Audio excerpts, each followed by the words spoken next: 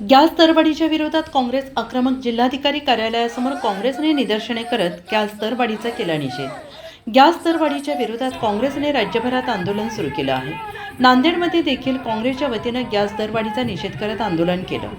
जिल्हाधिकारी कार्यालयासमोर काँग्रेसच्या वतीनं निदर्शने करत गॅस दरवाढीचा निषेध केला.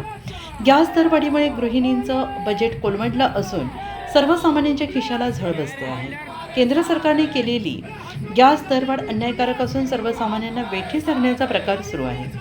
गॅस दरवाढ तत्काळ रद्द करावी, गॅस पुरवठा सुरळीत करावा अशी मागणी काँग्रेसच्या वतीनं सुरू करण्यात आली.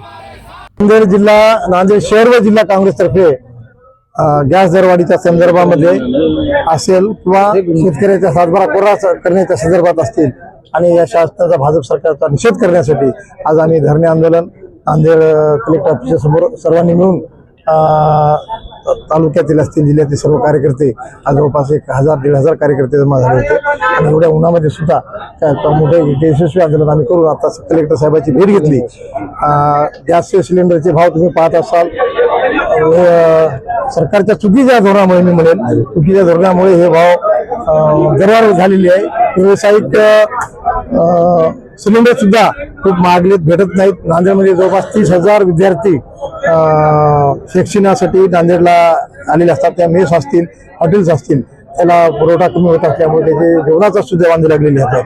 आणि हे झालं वैयक्तिक नांदेड शहरापुरतं, पण महाराष्ट्र असो किंवा भारतामध्ये असो या भाजपचं सरकार शेतकऱ्याचे कुटुंबना करत आहे. आज परवा शासनाने कर्जमाफीची जी घोषणा केली ती फसवी घोषणा आहे आणि त्यांनी आश्वासन दिलं होतं देवेंद्र फडणवीस की शेतकऱ्याचा सातबारा कोरा करतो.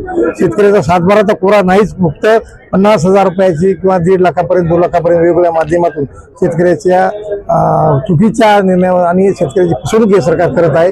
शेती मालाचे भाव मागच्या वेळेस सोयाबीनचे भाव 400-500 वाढवले केले आणि पुन्हा आता कमी केलेत.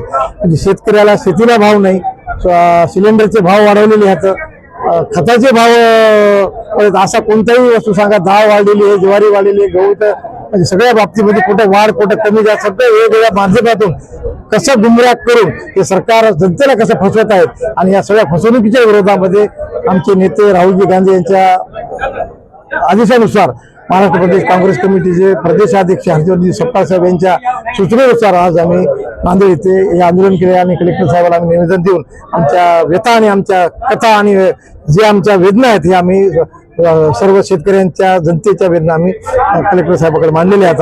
आणि निश्चितच हे सरकार आमच्या या आंदोलनाचा बोध घेईल. सिलेंडर यासाठी आणलेले किंवा सिलेंडर एक तर सिलेंडर नांदेडमध्ये भेटतच नाहीत.